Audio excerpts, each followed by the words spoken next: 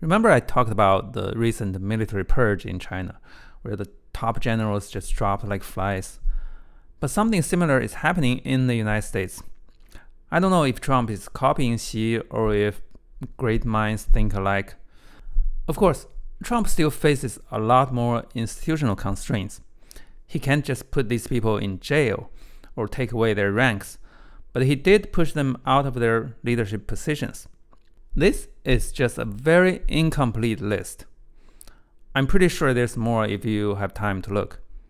5 out of these people are 4-star generals and admirals, which accounts for about 12% of all 4 stars in the US military, all fired in just a year.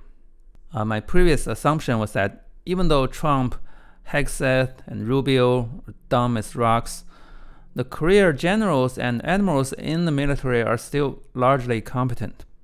But after these purges, there are clear signs of brain drain in the US military because loyalty became the only path to power.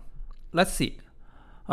Firstly, this organization called the Military Religious Freedom Foundation said that they received more than 200 complaints from the US military personnel saying that their commanders portrayed the US attack on Iran as a Christian war. These complaints came from different units of the military, so there has to be some guidance from the top.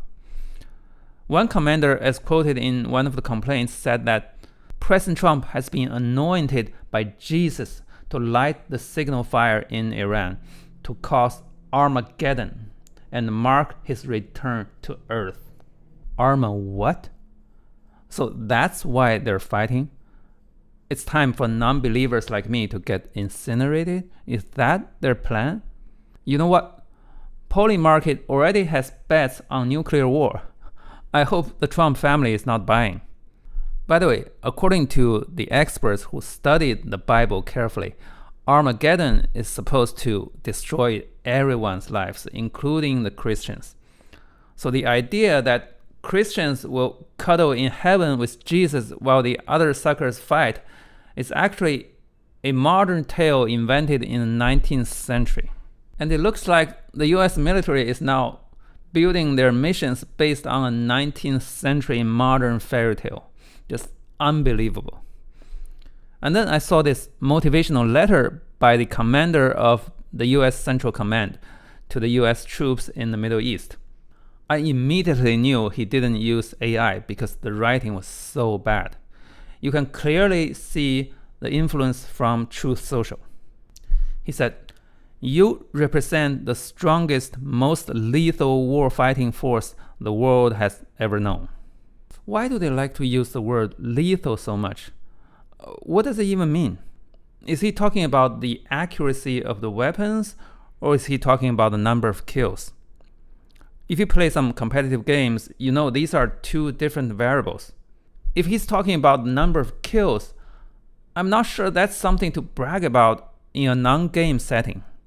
Then he said, "You all selflessly serve our great country and make us so very proud." I don't know where to start. Firstly, the present tense is a little confusing. I'm not sure if he's making an observation or a demand. Was he describing how the troops were doing, or was he demanding the troops to behave a certain way? Or maybe the ambiguity was the point, complimenting and lecturing at the same time, like every manipulative boss. Make us so very proud. Who's us? There's only one signatory of the letter. So who's us? He and Donald? And maybe Pete Hegseth? Or is he implying the whole ruling class? No wonder conservatives hate pronouns. They don't know how to use them. When you use a pronoun, you need to make it clear who it refers to. And so very proud. So and very. I've only seen such an expression when people write to little kids. If you don't know how to use big words, combining 2 small ones won't help you. And why capitalize the word proud? Why is that the most important word in the letter? Are you their mom? Why is it particularly important to make you proud? In the whole letter, he didn't mention what the fighting was about except this one sentence. Since 1979, the Iranian regime has killed and wounded thousands of Americans, and they continue to threaten Americans and our friends. 1979, really? I know the Iranian government is terrible, but do you really want to go back on your ledger all the way to 1979? It was ages ago. In 1979, China was still fighting Vietnam. The Soviets were still fighting Afghanistan. It was a very different world with very different rivalries. And you boys are revenging that kidnap now? 47 years later?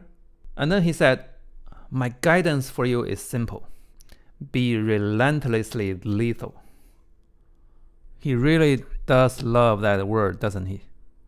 The most lethal guy in the 21st century was probably Bashar Assad. How did it work out for him? Hitler was pretty lethal, for God's sake. How did it go? And of course, there's Hegseth himself. He literally accused the past US wars of being too woke. He thinks this war is gonna fix that wokeness problem. I don't want to predict how big these people are gonna mess up, but it doesn't look great, guys. Turning the world's largest armed force into an echo chamber that blindly follows an old pedo and a Fox News alcoholic is not gonna end well.